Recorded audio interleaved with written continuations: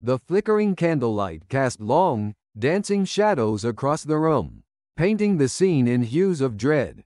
I'm telling you this because you need to know. Some things, they can't stay buried.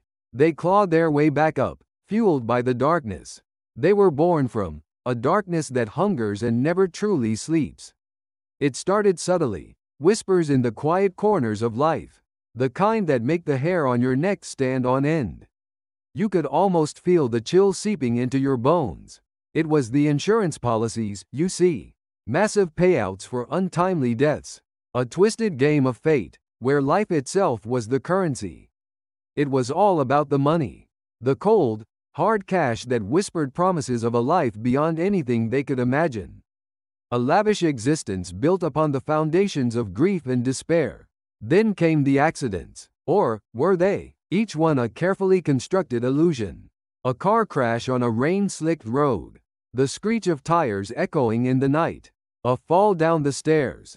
The sickening thud, followed by an eerie silence.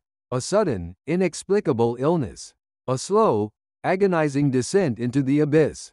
Each death followed by a claim, a check, and a new life for someone, somewhere. A life bought with blood money. The whispers turned to murmurs, and the murmurs to shouts in the dead of night. People started talking, sharing hushed fears and suspicions. They saw the pattern. They connected the dots. The victims were always connected, by blood or by a sinister web of financial dealings. A network of greed that spread like a malignant disease. The common denominator? A life insurance policy. A very large one, enough to tempt the darkest hearts. I knew a man, name of Thomas. A good man, a man full of life. He loved his wife, Sarah, with a devotion that burned like a constant flame. They had a life, a normal life, filled with laughter and shared dreams. One day, Sarah was gone. A supposed accident, a tragic fall. The details surrounding her demise were shrouded in a veil of ambiguity. But Thomas couldn't shake the feeling. Something wasn't right, the unsettling feeling that something sinister lurked beneath the surface. The details, the little things that didn't add up, the inconsistencies that gnawed at his sanity. He started digging, driven by a desperate need for answers, and the deeper he dug, the darker it got, like descending into a bottomless pit.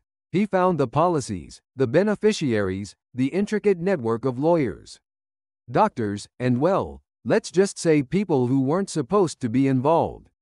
He found the calculated killings, the cold, clinical planning, the lack of humanity, the meticulous precision with which they orchestrated the demise of their victims.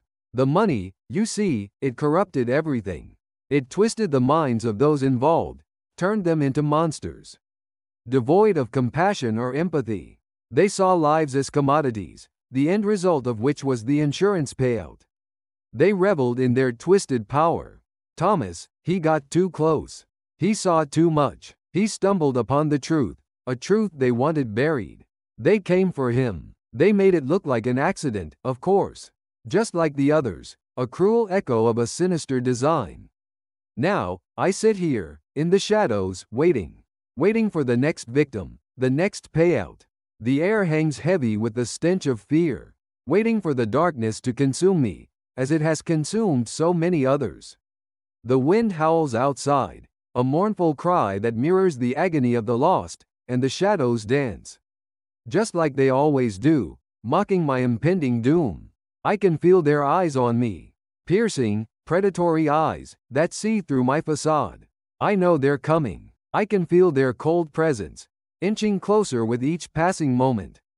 And as the darkness closes in, and the chilling realization of what awaits me dawns upon me, I can't help but wonder, who's next?